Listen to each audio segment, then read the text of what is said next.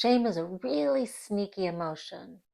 We often don't even realize that's what it is until we're going into the spiral and we're being pulled down into that shut down, withdrawn, isolated, worthless place.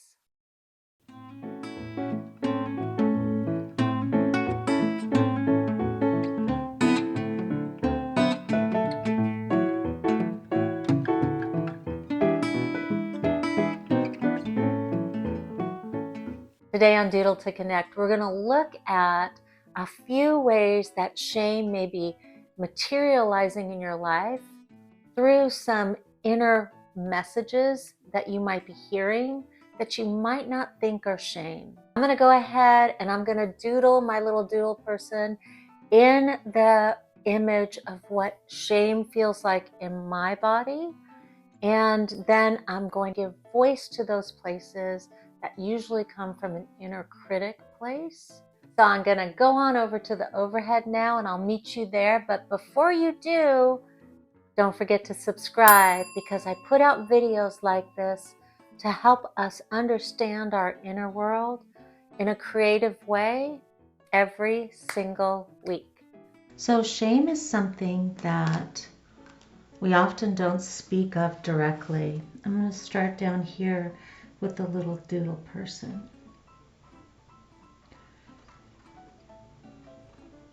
So there's often this sense of not having the words for what's going on because shame is experienced in extreme shutdown.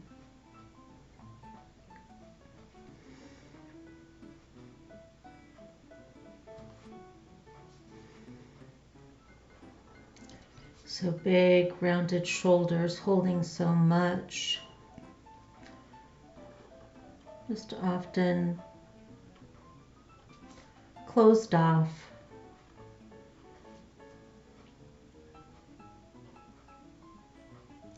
The thing about shame too is, I've worked with a lot of trauma survivors who say, I just don't have shame.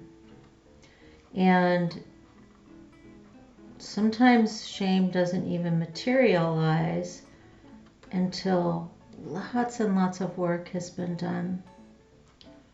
And that's because it's in a very dissociated place. And so it would take sometimes years for someone who has experienced trauma to feel safe enough to even go to the place to experience that shame or feel what that feels like. But shame can sneak out in different ways.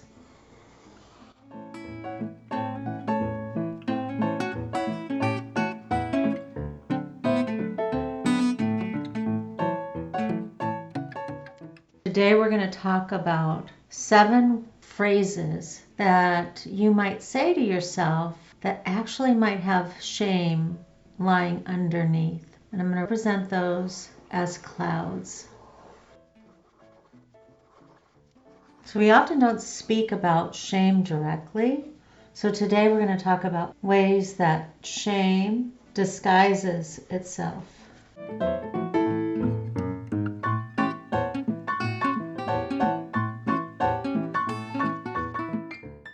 So these are things that we say to ourselves that may be disguising shame. The first one is, I'm pathetic.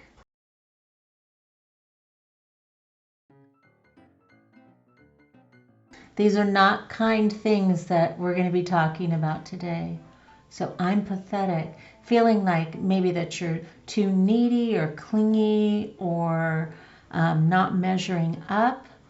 And so this big judging voice will come forward and say, I'm pathetic.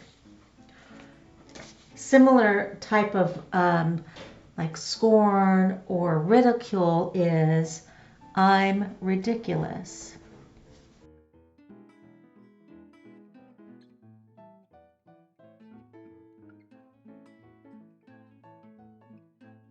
Another big tip off that shame might be hiding is I'm so weak.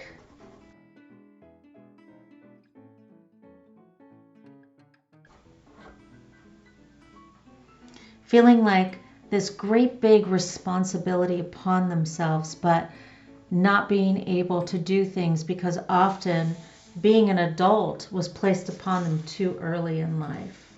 Another one is I feel like a freak.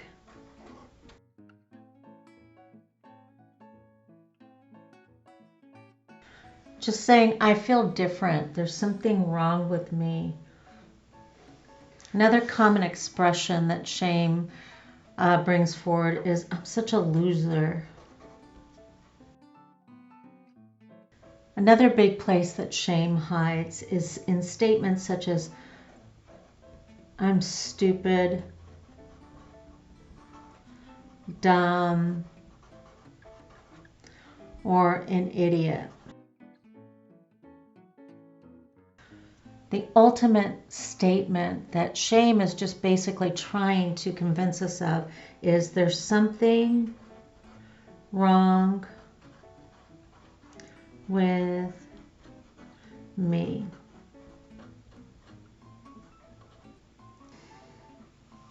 So again, remember that these are ways that shame can be so sneaky, because all of these statements, right, they're coming from a very judgmental inner critic, very what we would call like a negative protector place.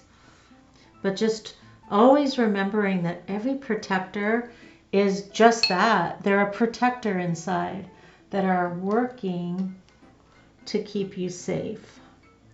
So when the pain on the outside and you're starting to feel that pain on the inside gets too bad, then messages like this help to, or the thought is that they help to explain what's going on the outside.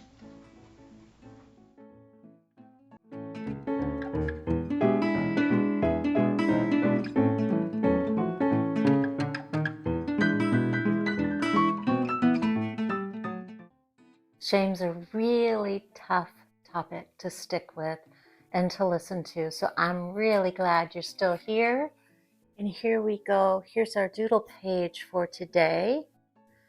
And if any of those statements relate to you, I just want to give you a few ideas that you can start to unravel this and meet yourself with compassion. Because when those statements come forward in our minds or even out loud to other people about ourselves, it's because we're trying to detach from something, repress something, and push something else away. So the very first thing you can do when you hear one of those critical thoughts or it slips out of your mouth is to counterbalance the statement with some compassion.